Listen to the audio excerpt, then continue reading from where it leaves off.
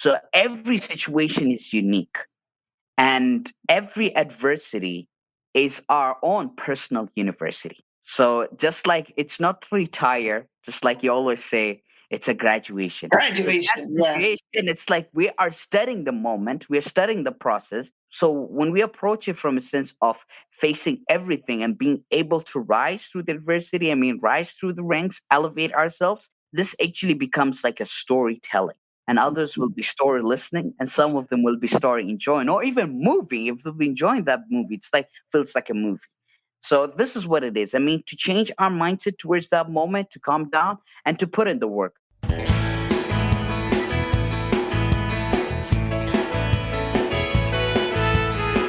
Usama Zeid Bashir Salim is my guest today. And Usama and I talk about the pursuit of excellence. We live in a world where many are struggling with self-esteem, anxiety, mental fatigue, peer pressure, and constantly looking for solutions to maneuver their situation. And this is where Usama steps in and works with people to help build their confidence. He helps his clients transform their lives for the better by using efficient yet effective, actionable practices. For more details about working with Usama as a life coach or motivational speaker, reach out to him on LinkedIn. I put a link to his LinkedIn profile in the show notes. This Onward podcast episode was recorded live back in September of 2021. So you will hear me and Usama calling out some of the listeners because they post comments and they ask questions. And that's the fun part of watching these episodes live, is that you get to engage with the host and with the guest. This Onward podcast episode is brought to you by my coaching business, Emily Harmon Coaching and Consulting. And you can check out my website at emilyharmon.com. Now let's go learn from Usama. Hi, everybody. Welcome to the Onward podcast. I'm so excited to be here today. I've got an awesome guest. You probably have seen him before because he is on LinkedIn Live a lot. He's got his own show, and then he's also always on other shows. Coming up this Friday, Usama and I are going to be on a show together with Russ Hedge. So I'm so excited to bring him here because on this podcast, because he is all about helping people overcome adversity, helping them conquer their fears. And he's young, but he's so wise. And I always learn from Usama. So let's bring on Usama Zeid Bashir Salim, all the way from Cyprus. This is so cool about technology. Hello! Welcome. Hello. Thank you so much, Emily, for having me. The introduction, everything, way higher than BBC, right? Yeah, right. Yeah. Well, I don't know about that, but that's my goal. That's my goal as I pursue excellence. That's what we're here to talk about tonight, right? Oh, Pursuit yep. of excellence. Mm-hmm. Why did you pick that topic, the pursuit of excellence, and that title and topic? Because we are all so unique. We all have something inside of us that cries out loud to be extrapolated to the rest of the world. So unique, so magnificent, and that will be significant in the lives of those that are around us. That's why, once we embed our mind with the pursuit of excellence, we are actually telling ourselves to be destined for greatness, which empowers our confidence in order to make a difference so that everybody can be some sort of a diligence to those that are around us for a better consequence. So, yeah. Why is that of interest to you? Tell us a little bit about yourself and your background and how you got to this place where you help transform people's mindsets and help them pursue excellence. Yeah, very wonderful. I love that question. From a young age, this is where, I'll forever indebted to my parents. Always bridging the two worlds together, the religion and ethics from a young age. Being a huge fan, so that's why my father a lot of times used to give me a lot of stories about either For instance, religion wise, prophets and everything, and other stories of life, philosophy, and whatnot. So that's why, and even my father also has been a lecturer for reasonable, like a religious lecture for quite some time, like over 30 years. So a lot of times, whenever when I used to hear stories and stuff like that, and then sometimes when we used to have discussions, so that's why a lot of times me and my father we bond so deeply when we talk about religion, when we talk about education, when we talk about research, we'll dig so deeply about those topics. And when it comes to my mother, my God bless them both, my mom, she has the ability of reading people at an instant. At Oh, an instant, wow. she's just so good. And like she's extremely intelligent at remembering things. So at an instant, she'd remember things. So at the same time, she's not as as energetic as I am. She's more of a quiet person, like very, but she's an excellent listener. So from a young age, it was all about for what they taught me is that you can do whatever you set your mind to as long as you work for it. Once you work really hard, and you're able to reap off the rewards and then the fruits of your own efforts of your this is where your excellence stands about, and not about literally comparing yourself to the rest, but comparing yourself to yesterday and where you're heading forward. And this is where, I mean, the concept of excellence have always been embedded. It's not about, no, it's not about rank, it's about yourself. Did you possibly put your best sincere effort? So when I never used to perform as much when I was young, like to like 12, 13, 14 years of age, like did you put your sincere effort? And then when I used to ask myself, when I used to myself, I'm like, I don't think if I have. So that's why, I mean, I've always believed in that kind of concept. It's like you have to literally put double down. So that's why even one of the speakers said it's like if you're studying, you could be studying better. If you're memorizing, you could be memorizing better. If you're working, you could be working better. It says always push yourself to better. Especially says at any moment in life, you just always push yourself to better. Because when you push yourself and you really work hard at everything that you do, now this moves towards pursuit of impact. Because people already are impacted by the way how we carry ourselves. That's why personal brand is a precious sand that we're willing to hand. This is where personal characteristics speaks volume, the way how we carry ourselves and the work that we put in along the way. Yeah. Do you have brothers and sisters? Yeah, I'm the youngest. Like I've got two sisters. I'm proudly an uncle of five, two nephews and three nieces. Both of them, in fact, they're located in both of them are in Canada. So yeah. Is that where you were born? Where were you born? No, I was born and raised in Riyadh, Saudi Arabia, inclusively with my siblings as well. So we were all born and raised there. So yeah. Okay. Awesome. So do your parents watch your lives? Because you have a show, Be Strong 99. Are your parents on LinkedIn? Do they watch you and cheer you on? No, so none of them are on LinkedIn. But of course, because the shows most of the time is also on YouTube. So my mom is my greatest supporter. Oh, She awesome. is, yeah. So a lot of the times, I mean, she's even so aware, I mean, literally of everybody now.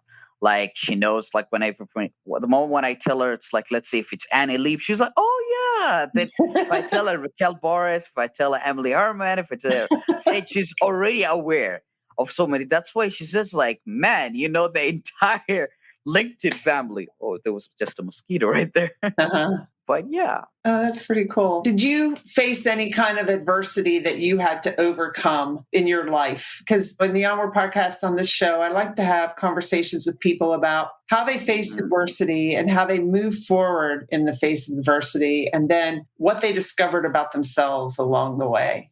From an adversity standpoint, I mean, it was as well going back to the teenage period. I mean, I think it was like 13, 14. So this is where the moment, I mean, racism, I had I faced like massive rate of racism, bullying physically as well as verbally, as well as discrimination, like always felt like an outcast no matter what I did or whatsoever. So this one actually used to bring me down. So behind closed doors, I used to cry and everything, but I never used to say it to anybody whatsoever. But all thankful again to my lovely parents. I mean, a lot of times they just told me like, keep your head up high up the sky and you're going to be something. You're going to be someone great. They're going to be looking up to you afterwards. You just keep doing whatever you're doing. And even in my spare time, so what I used to do is like whatever I used to feel, I used to write it down. So this is where, I mean, I've been a fan of writing, I mean, for a really long time. So I never knew that was actually a process of therapy when I was writing down whatever what I was feeling. So sometimes I'll pick a topic and I'll really put my heart and soul into it. It wasn't as grammatically as correct, but I knew that I was doing something that made me feel more relieved. So, and I used to be always that kind of a person that I was quiet if I'm undergoing through adversity or problems. I used to be just quiet. I wouldn't say it.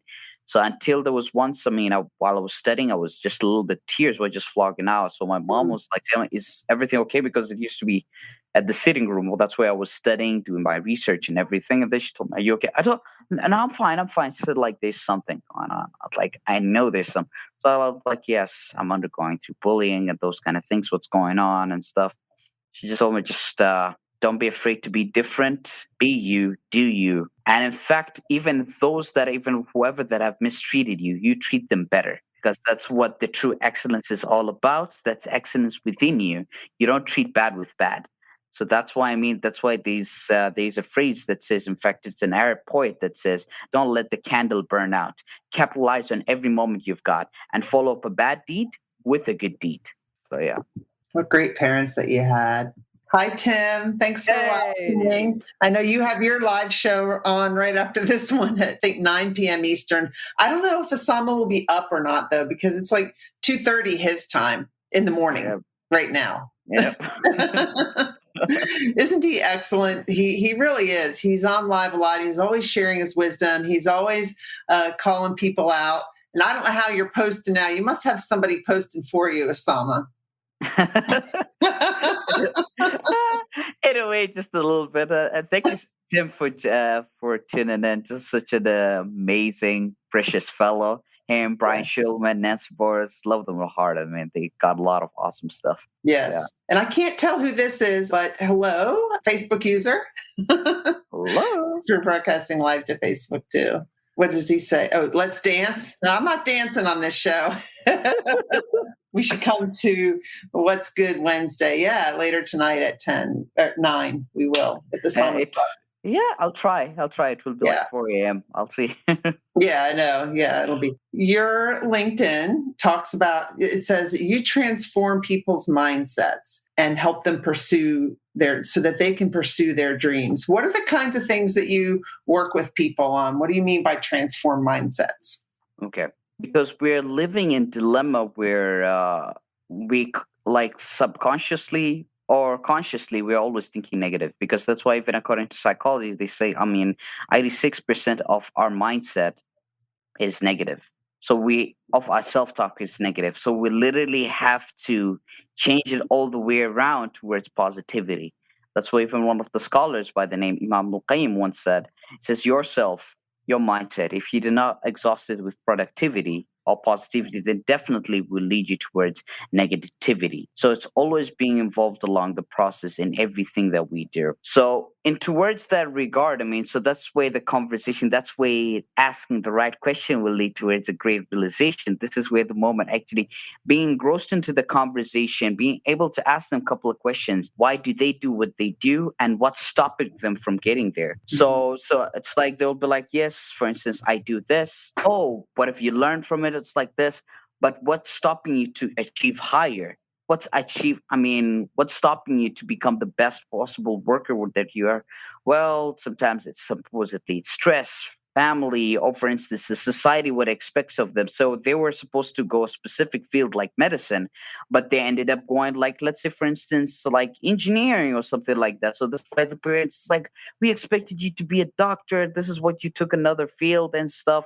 But sometimes it's like not understanding the truest passion. So once they go towards a passion and not making some, this is where sometimes they contradict the society. The moment when they start doing business, the moment when they fail, they feel like, so society tell them, see, this you could have been a doctor, you could have been much more stable and everything.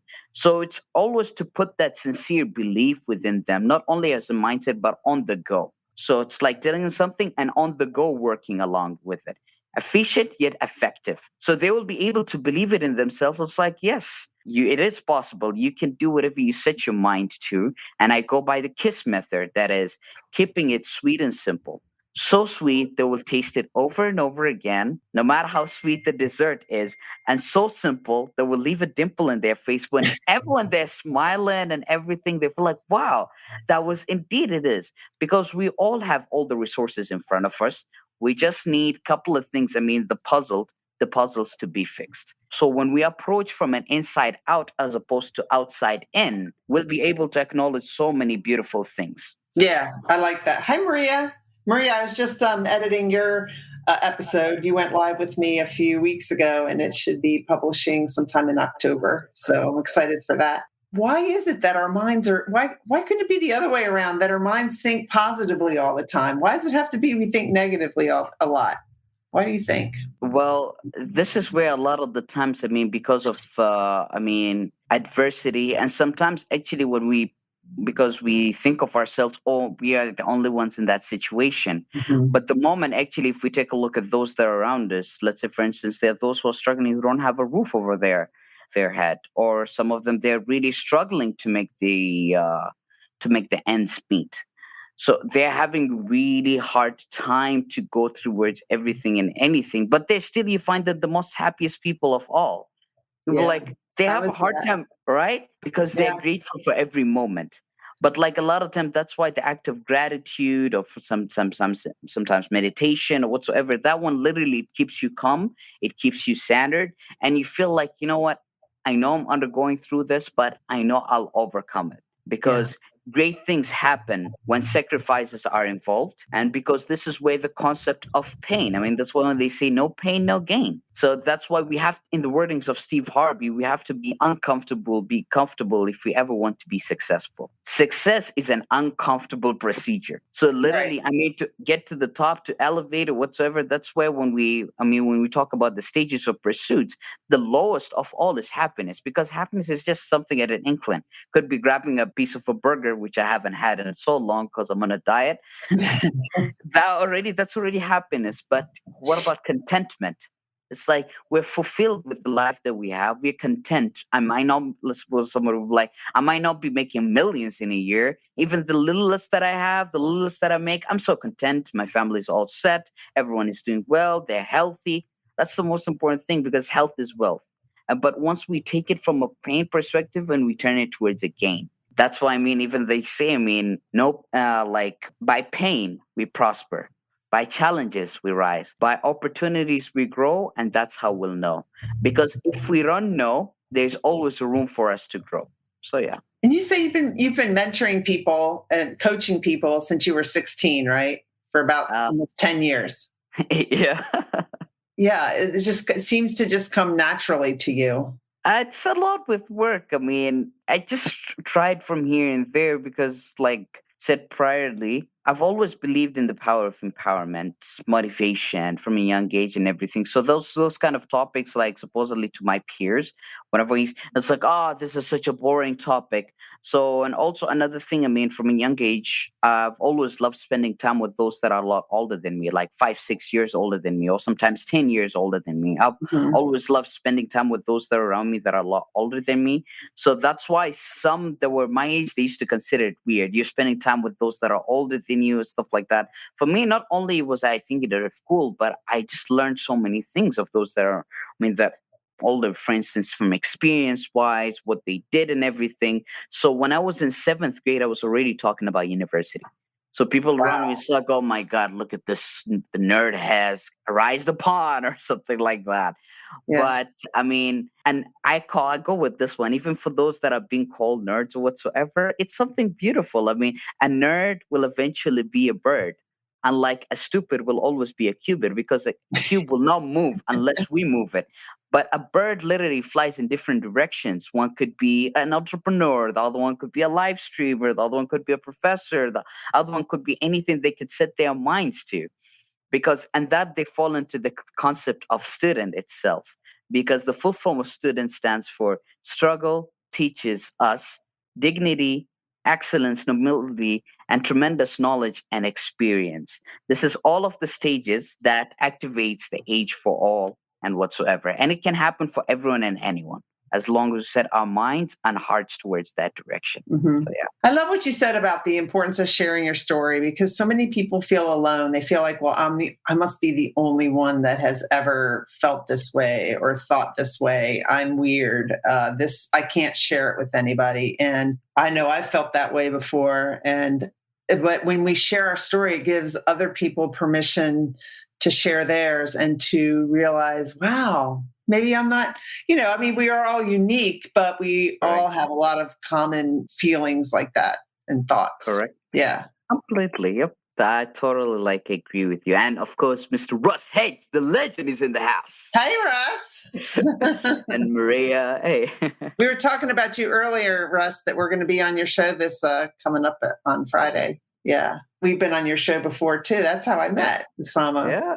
What are some of the actionable practices you work with your clients on? Because your LinkedIn profile says you transform people's mindsets, you help them pursue their dreams so they can pursue their dreams, and with actionable practices to build confidence. So what is it like to work with you? What are some of the actionable practices? I don't want you to give away everything, but No worries. I mean, sharing is caring, so it's no problems. It's by as I call it, over the years that I've learned, it's the art of asking the right questions. Just like even in the powerful wordings of Russ Hage, of asking the right questions, not just any questions. But this is where also the listening, you genuinely listen through, and you're able to pick the keywords of what they're saying. So we'll understand there are some patches that are missing the puzzle. So like, okay, someone will be like, they'll be having so many frustrations. Like, okay, what's your greatest fear? And be like, it's this, and that. So now the moment when they say supposedly, let's say if they say public speaking, or they say it's like, oh, what society thinks of me. Oh, what is this? Okay. What do you think of yourself? We flip it from that way. Ooh, yeah. Because our lives are a reflection of us and our thoughts. Right? So it's like, what do you think of yourself? How would you be proud of you if you were to accomplish it? How would you be happy of you if you were to do it? Like, I'll be a lot happier. I'll be a lot calmer. Exactly. Yourself, that you will just generally be taking you to every other journey. Doubters, whatsoever, they'll always be there along the way. Haters. I don't necessarily call them haters. A lot of times, people, they are not able to do something, they'll be criticizing others. That's why, I always, even I've been hearing it from motivational talks and everything. They say it's like, don't be afraid to be who you can genuinely, all that you can be and all in you. This is where excellence comes about. We all have that excellence that wants to shine out loud. That's why, in the wordings of Nelson Mandela, when he said, our deepest fear is that not that we are inadequate, our deepest fear is that we are powerful beyond measure. It's our light that shines within us. So we are playing small. There's nothing enlightened about shrinking. We are all meant to shine as children do. And as we allow our own light to shine, we automatically give others permission to do the same, because our presence automatically liberates others. So It's like whatever the excellence that we genuinely do, we put in the work, it becomes like a source of light. That's why knowledge is light. Experience is enrichment. Putting in the process, working on the go, this is actually what activates every flow from everywhere we go. So, yeah. What are your goals in life? You've got a lot of living ahead of you. You're my daughter's age, 25. And what are you pursuing as you pursue excellence? We're talking about the pursuit of excellence tonight. Yeah. Several things, because I've always believed in doing more than one thing. Ever since when I was doing my undergrad, so this was like 6 years ago. So ever since then, I've always believed in just doing more than one thing, because if I do one thing, I tend to get bored. So I usually challenge myself. So not just the courses for the university, I'll do some other things as well on the side. So it's like I'll challenge myself even more. So a lot of the times, yes, I may be all of that, but I always feel like, I don't know that much. So supposedly when I watch your shows or when I watch other people, I'm like, man, there's so much more I need to learn. There's so much more I need to grow. I feel like, man, there's so much things. So a lot of time I'll engross in articles. I'll have to learn even more. So this is what I've been introduced to articles, all thanks to the university, some of the wonderful professors.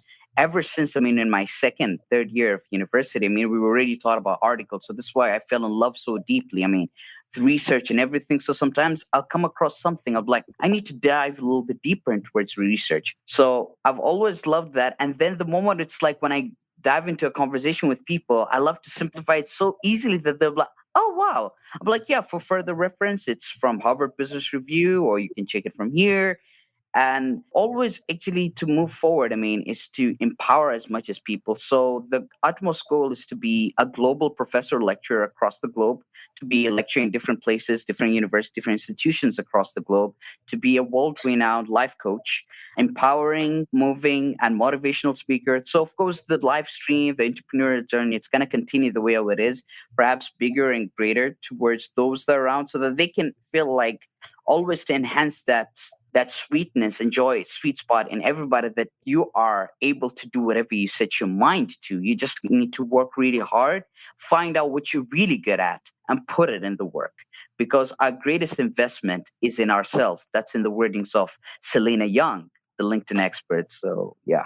Well, what would you say to someone who says, yeah, I mean, I could probably do a great job at whatever I'm pursuing, but this happened and that happened and then that happened and then COVID happened and look at all the stuff that's happening. It's getting in my way. What would you say?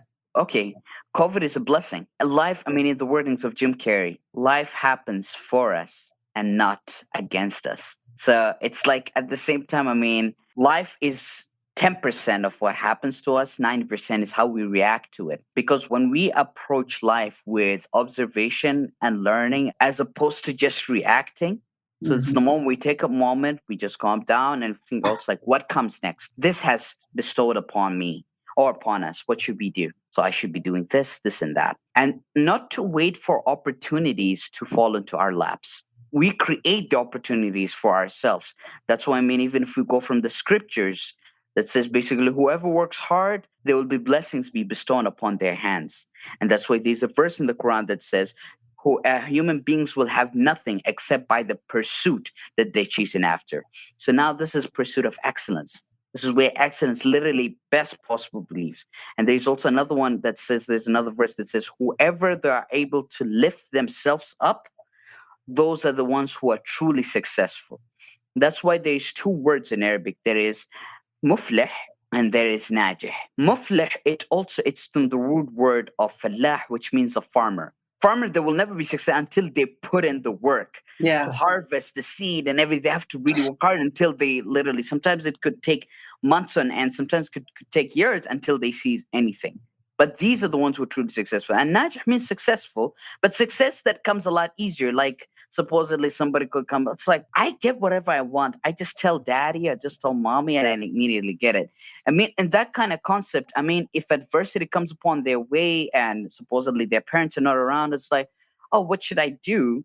They won't be able to handle it. But if we're to face adversity from a young age, or we're actually people that inspire us all the time, it's like, no, you need to work on it. So this is where, I mean, responsibility, accountability, being able at the same time to take our mistakes as a learning process. Right. So to see of the situation as more of a cultivation. So every situation is unique, and every adversity is our own personal university. So just like it's not to retire, just like you always say, it's a graduation. Graduation. So it's like we are studying the moment, we're studying the process. So when we approach it from a sense of facing everything and being able to rise through the adversity, I mean, rise through the ranks, elevate ourselves, this actually becomes like a storytelling.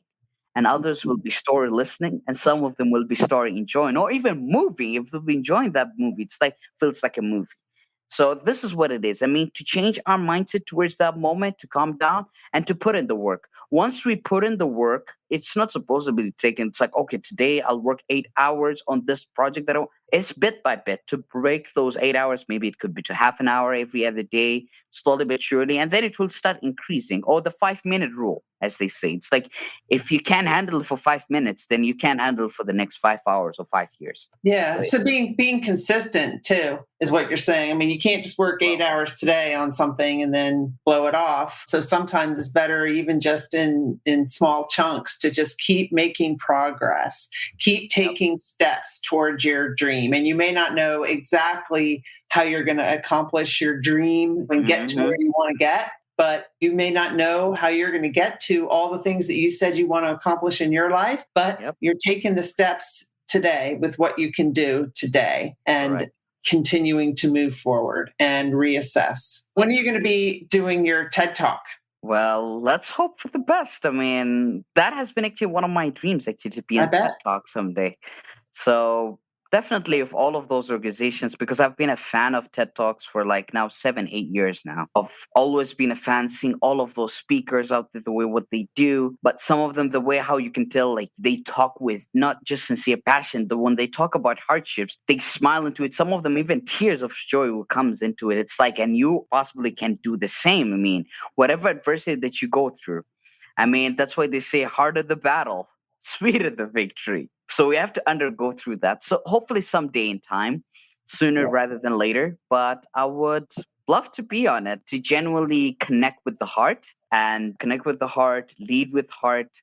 And because once we touch people, when we approach people from a heart sense, because this one, it's like already we approach from an internal standpoint. Once we approach from the heart, it will penetrate the mind. So they'll be able to make decisions for themselves, something that's better. This is where this is where literally coaching, encouraging, listening, empowering comes about, as opposed to it's like do.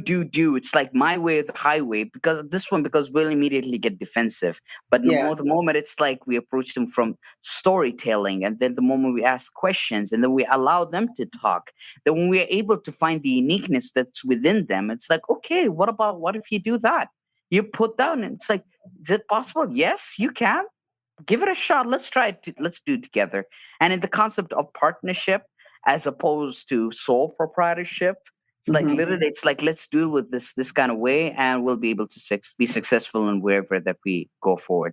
Like, I wish you best of luck, Maria. She says she wants to do Maria says, I want to do a TED Talk as well. You will, Maria. And hi, Donjette. Trials come to make us strong. Yes, they do. Oh, yes. 135% right there. So tell us about your, you host a podcast. Let me see. It's called, and you also have some, this is your website you have some t-shirts and mugs and stuff like that. But Be Strong 99. Where did that all come from? The name, the title, Be Strong 99. Oh, wow. With Be Strong, I mean, this has been like almost like 2 years. I've always had something in mind. It's like, if I were to start off a brand, or if I were to start off a company, I'll call it Be Strong. So, and of course, I've been a huge fan of Brooklyn Nine-Nine. I've been a huge fan of it. So because there's a lot of hidden gems in it.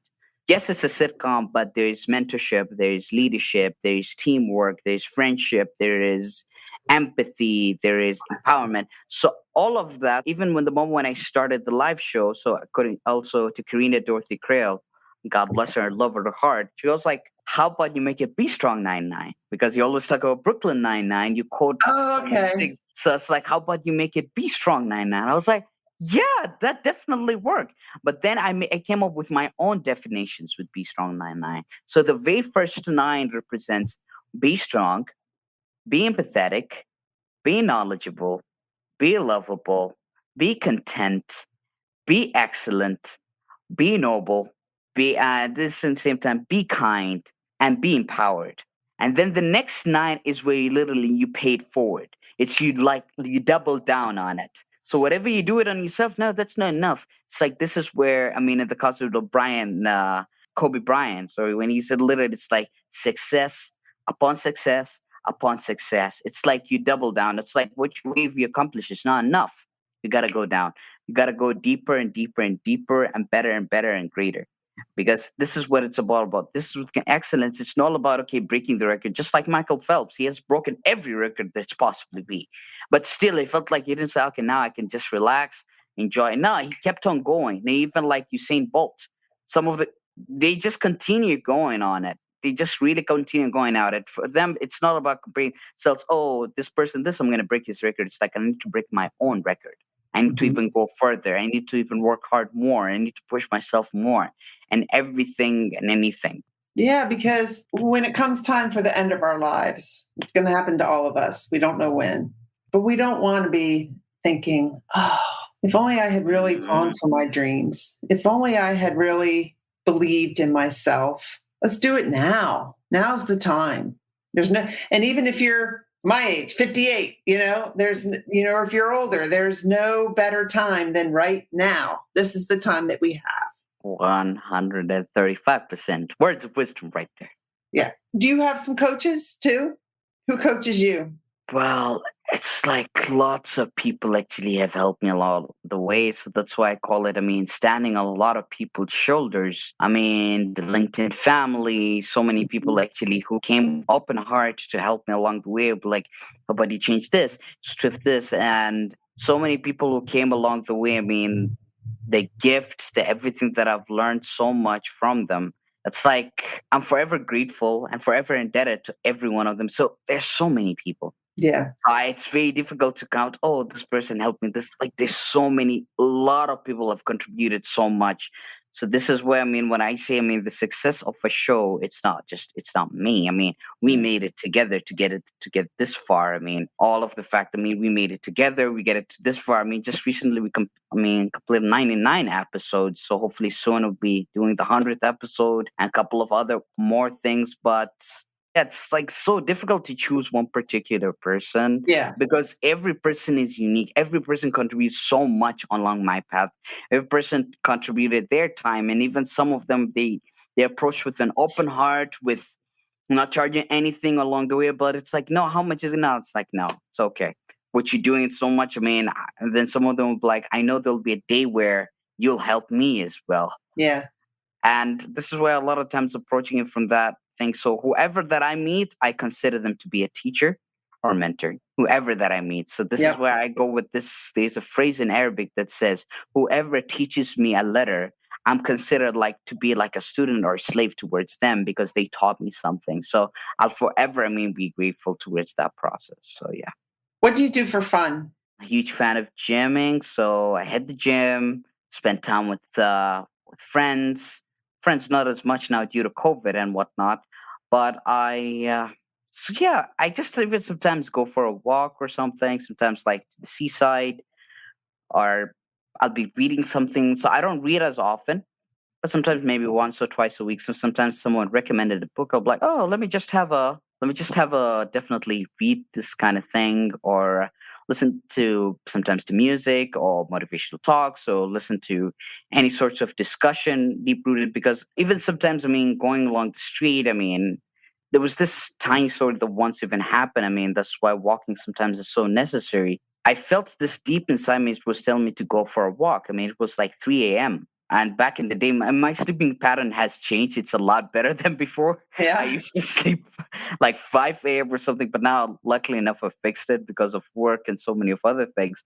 And then something was just telling me, it's like, just go for a walk. It was 3 a.m. And I was like, anyway, let's just do it. I went out, and then I saw one of my friends that was just deeply crying. I just saw the tears and everything. And I was like, what's going on? And it was of a distance. So it's like, you okay? And I just felt like, going to a certain supermarket that was open all the way to 4 a.m. And it was a bit of a stretch in the distance of where I was staying. So I just saw that person, like, they were really crying. I was like, you okay? Is everything okay? It's like, well, it was, of course, sometimes in the matters of relationships. It's like their girlfriend broke up with them, whatsoever. And then I was like, okay, do you think that she was your source of happiness, entitlement to wherever you're heading?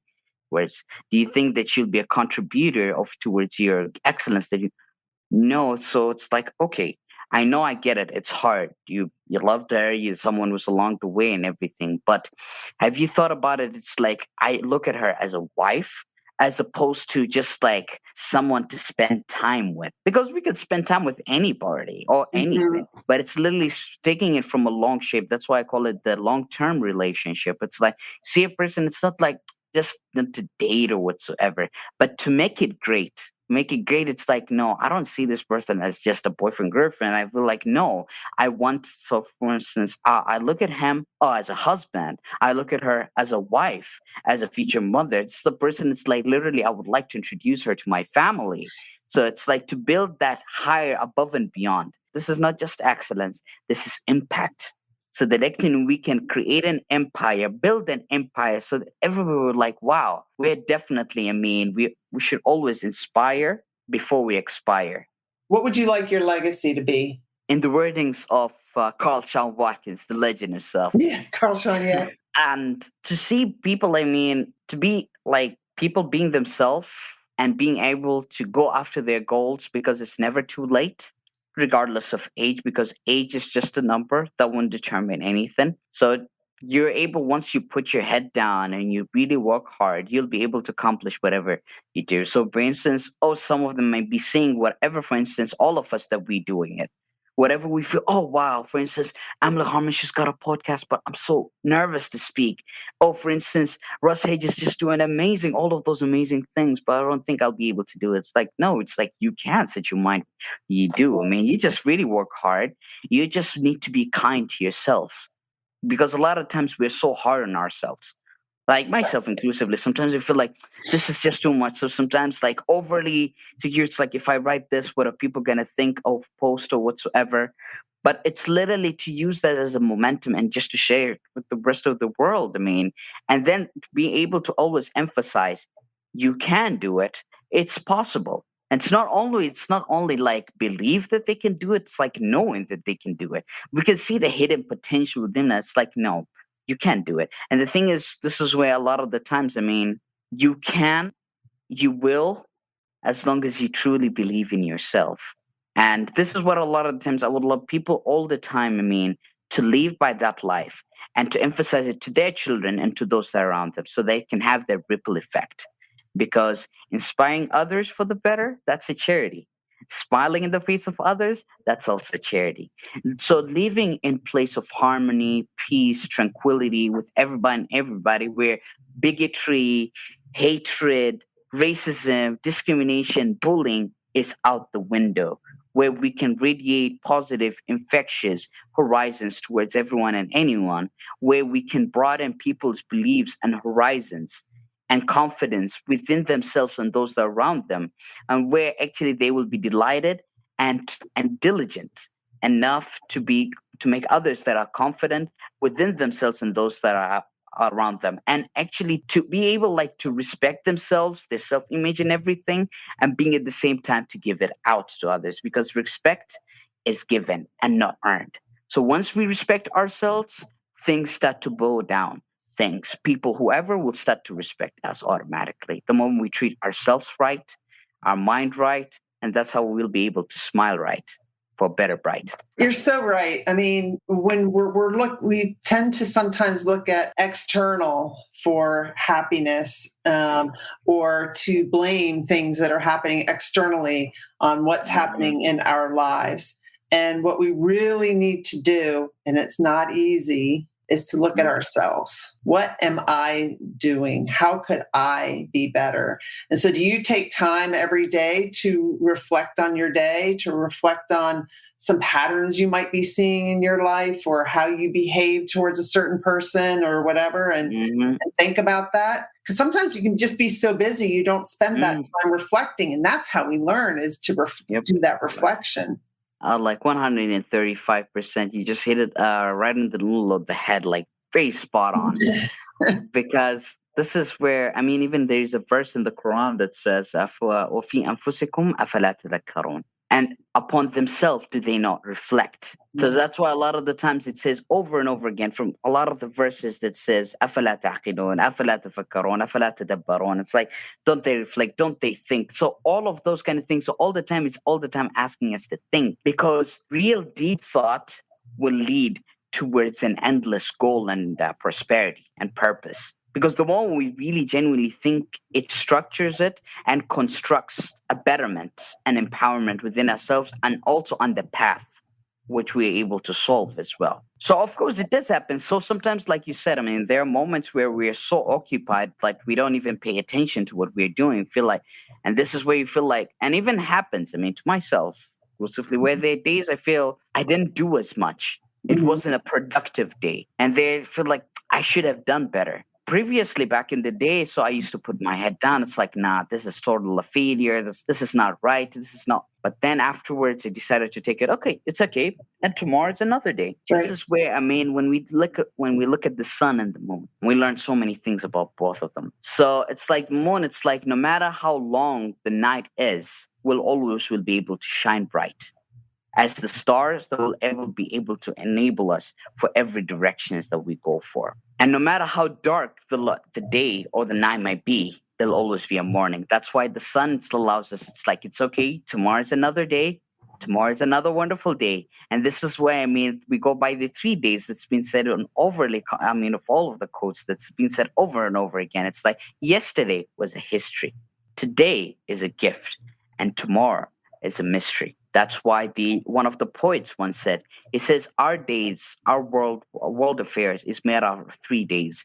Yesterday we lived it and it's not coming back.